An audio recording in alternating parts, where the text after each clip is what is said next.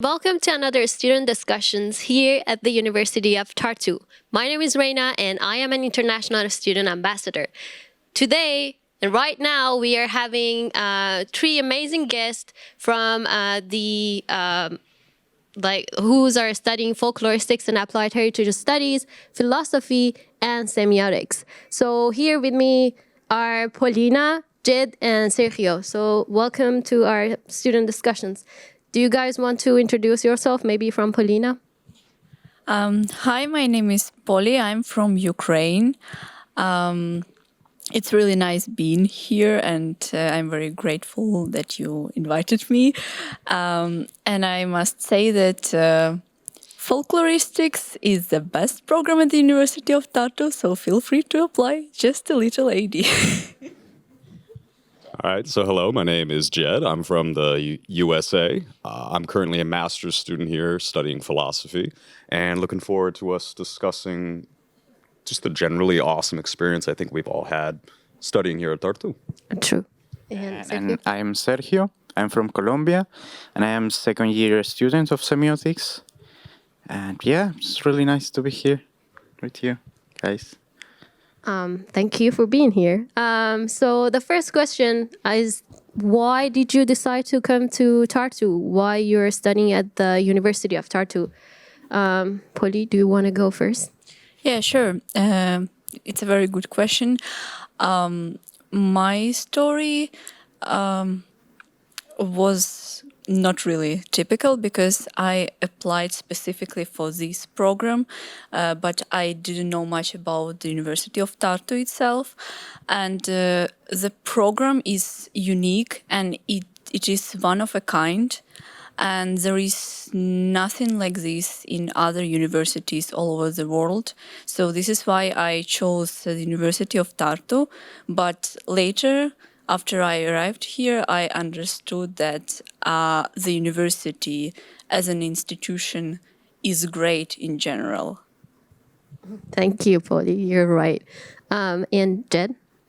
Yeah, so all right, life story time. No, basically, I had a desire to study a master's in philosophy, and so I had three criteria to see where I would want to go. First is quality, second is price, and third is just general interesting environment. And so the University of Tartu essentially checked all of those boxes. I mean, in terms of the philosophy program, it's, pretty highly ranked, especially for people like me who didn't come in with any sort of background in philosophy. They're able to very quickly get me up to speed to where I need to be to then continue on creating. In terms of the price, I mean, that is something of a factor. In case anyone's unaware, studying in the US is incredibly expensive. So Tartu offers a very beneficial thing in that regard. And then interesting, I've never been to Estonia. I wanted to experience something new. So here I am. Perfect. Yeah, and Sergio? Well, I have two things to say about. I think that when in my class, we have the hypothesis that when we study semiotics, it's because we are trying to find something that we missed in our BA programs. And semiotics, in that sense, has fulfilled those concerns.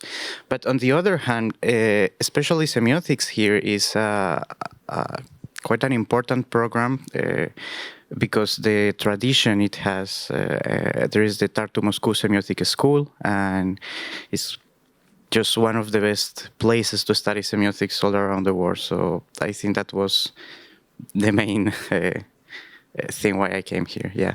Amazing. And can you guys tell me what was your favorite course so far? Or I'm sure that you guys are having some of the best courses at the university. So which one was your favorite so far?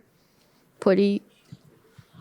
It's really hard to say because I must admit all the courses, both compulsory and optional courses, were great and are great.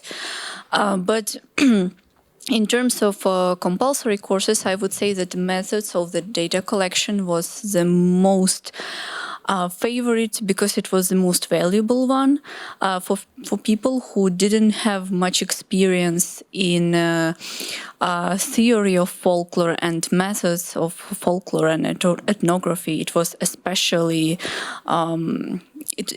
great and, as I said, valuable. So I think that I would say that this one would be my first one. Perfect. I know what you mean. And what about you, Jed? So my favorite class, so the one that has definitely sort of ingrained itself in my memory, is a class that was called Social Media, Democracy, and Speech. Oh. And essentially it was looking at the philosophical ramifications of what social media has done to democratic thinking. And so the way that my teacher, instructed this class was, he would, for half the class, he would teach us about some sort of new concept. And then we would basically play like a meta game that incorporated that type of phenomena. So, for instance, we learned about fake news or disinformation one day. And then what we had to do then after was create a piece of fake news and try to think about like, what can I say that is going to like grab people's attention, but also spin the truth?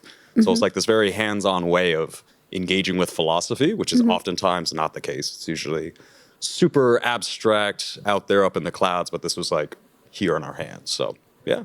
Yeah, perfect. What about you, Sergio? Which program was your favorite so far? Well, I think all the component of biosemiotics in our program is probably the most interesting, or at least what have caught my attention the most, because there is certain understanding in some places about semiotics as some kind of cultural discussion, but in biosemiotics, ecosemiotics, or sociosemiotics, this line or border between what is nature and what is cultural becomes completely blurred. So, yeah, I think those ones were the ones I enjoyed the most, because not just because the topics, but because the impact they had in my form, how I conceive the semiotics itself. Nice. I know that for you guys, motivation letter is very important to write it, and so I would like to ask, how did you write this motivation letter, and how did you get here? Do you want to start, Sergio? Well, yeah. I must say it. I must admit that I received help. Yeah. And if you want to apply, definitely you should share it with your friends, with the people you know. You can receive feedback and other things. So, yeah, it was. I think you have to be yourself. Explain who you are, what you want, and what you expect of the program too. But I think the feedback is super important. Yeah. So share it with the people can give you some good feedback. Amazing. What about you, Jed?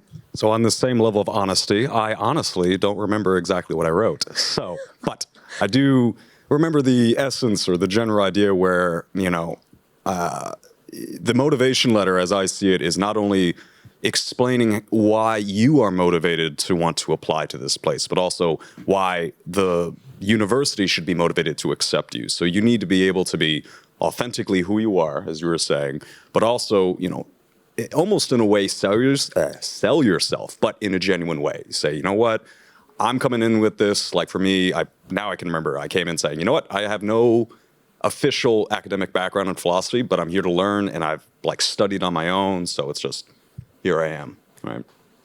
Nice. What about you, Polly? Well, I agree with you guys, and I want to add that I know a thing about motivation letters because I wrote a lot of them because I applied to many universities. And my recommendation here would be, don't really follow the recommendations on the internet. I mean, you must read as much information as possible, but always remember that you can never guess which approach would be the most suitable one for this or that program. So just explore the program's website, explore the university's website, see what they want from you, see what you can offer, and why specifically you should be their student. Because usually, when it comes to folkloristics especially, they indicate what kind of people they are looking for. So it will be really easy for you to to take some hints from the website. Yeah. Nice. Speaking about semiotics, how are these assignments look like in your program?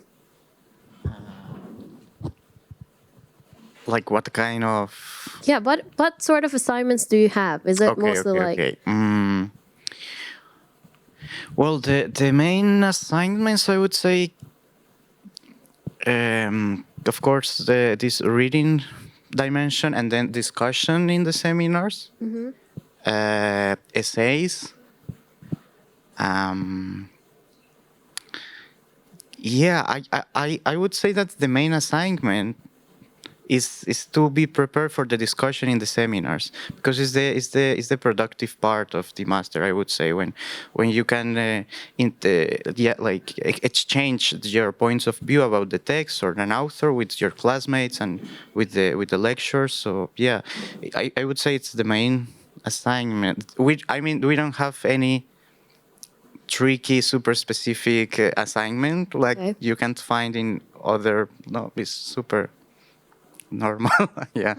that's nice. And about philosophy, how's the connection between professors and students? Like, is it like, are they always available for you? Can you get advice from them? And like, how's philosophy look like?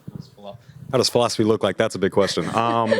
No, so yeah, I mean, you're bringing up this good point that within the philosophy department, perhaps also semiotics, is the number of professors to students is, quite low in terms of like the distance between the two. So yeah, I mean, when you're walking around, if you want to go talk to one of your professors, you can just drop in and they'll make time for you. I think every single philosophy professor or researcher within these positions, I think they know pretty much every single student, master's and PhD. So yeah, I would say it's quite close-knit. Amazing. And about folkloristics and applied heritage, how international is folkloristics? Like, about the students, how diverse are the students at the folkloristic and applied heritage? Very diverse. We have people from all over the world, and from the countries that let's say I met people from those countries here for the first time, like you from Iran, or my classmate from Colombia, or my classmate from South Africa. So it's really diverse, and we are 7 in our class, and all the classmates from different countries. So it's a really good chance for you to get to know folkloristics, not only in the academic sense, but also in the sense of diverse experiences of people around you. Yeah, it's actually nice to mention that we are from 5 different continents at the moment in one class, which it is very nice and diverse. All right, so for those of you who are watching us on Workstop, please, if you're having a question, there is a Q&A box somewhere, and then you just can click on it, ask your questions, and then we're gonna check on that one. And all right, so back to the questions. We're gonna speak about Estonia. So how is life in Estonia for you, coming from Colombia, so far away? Yeah, that was one of the points my family and my friends ask me the most, because the weather is completely different. I know. For instance, in Colombia and in Latin America, we don't have seasons in a strict sense, but it's more like periods of dry and raining periods. And it's not just that, but this implies also changes in the food, for instance. However, I think there is. I mean, it's a thing that you have to adapt to, and it's not bad. It's just different in some sense. For instance, I have get close to, let's say, other culinary traditions here, and it's great. What I would say is the most tricky point for me yet is the thing about the uh, sunlight hours, especially during winter. Yeah, But you can manage it. Yeah. that's true. And how is generally life for you in Tartu, Jet? Like, how is the student life? And like, you're coming from the US, obviously. Like, Yeah, you I know. was going to reinforce one of the points that he's making. So, like, I'm coming from Arizona in the USA. So that's hot, like 50 Celsius on a good summer day. So then I come here when it's negative 30 in winter, and I'm like, what is this, right? Like, you got to adapt. It's fun, it's interesting, but it's something that you have to consider when you get here. But in terms of like student life, I mean, I think I speak for all of us here. Like, it's really awesome in the fact that Tartu itself is not a big city, so most of the students who are coming to study here, you all kind of know each other. You'll see each other in the cafes or going out for the night. So, yeah, I mean, it's just nice to feel like you're part of this community in a much more close way than perhaps where we're coming from. Amazing. And for you, Polly, what was the most Estonian thing that you've done so far? Oh, I'm gonna be like really simple here, probably sauna, because it's a very much Estonian tradition and Finnish as well, and yeah, I must say that I totally understand why this tradition is very popular here, because in cold winter days and evenings, this is a very good way to warm up your body and just to feel yourself slightly better. That's nice. Speaking about Estonia, do you guys have any do you want to stay here after graduation? How do you see the life here and like the future here? Do you guys want to stay here after graduation? You can go, Jed. Yeah, so for me, it's basically where the opportunity lies. If I see something here that is in line with my goals, definitely. For me, the environment itself, the society is something where I could see things advancing, and quite literally they are. But yeah, for me, it's just where the opportunity lies. Amazing. And another question that I have for you, probably one of the last ones. How much do you think the student needs to spend each month? Like, how much money do you expect to spend each month? I mean, so far you probably know how much you were spending. Polly, do you want to go? I can take this one. Well, I can tell you that the bare minimum you must have is 300 euros a month just to pay the minimal rent in a twin room in a dorm and to live your life. It's enough. And you will also have money for some leisure activities. Not really fancy, but you will. This is how I live. And the scholarship here is 350. So if you get a scholarship, then don't worry, it will be more than enough to live a very good life. Amazing. So for the last part, if you guys are having any suggestion for the future students, please, the floor is yours and go on. Do you want to go first, Sergio? If there is only one thing that you want to say to the future students. I have one. Just go, please. It's just a really quick recommendation. Please just learn a little bit of language before coming here, and please read some basic things about Estonian history, at least Wikipedia page, because it's really important to understand the context in which you are going to live in, to understand the people, and the history in general is very important. And trust me, you will understand what's going on much better if you do some really, really little research in advance. Amazing. What about you, Jed? Yeah, I guess I would back off that point of come here knowing how to, but also doing, in a respectful way. You are now a guest in this country, and learning at least hello, thank you, these very basic phrases does enough to try and, show that you are willing to be a participant here. So yeah, I would say in that sense, just come here prepared, and yeah, be respectful. But I think that's for anywhere. Yeah, and I would add the fact that you are in other place, you are in other contexts, and this is in the sense that you have to manage to adapt it to get into. So don't feel afraid for the Estonian winter, for instance. I mean, for me, it would be crazy to think that 2 years ago, but right now we just manage it, and it's like minus 25, and we are just walking in the street. So yeah, don't worry for that, and understand that you are in other place, and that you don't try to keep your lifestyle if you are in other place, because it's going to be complicated. And yeah.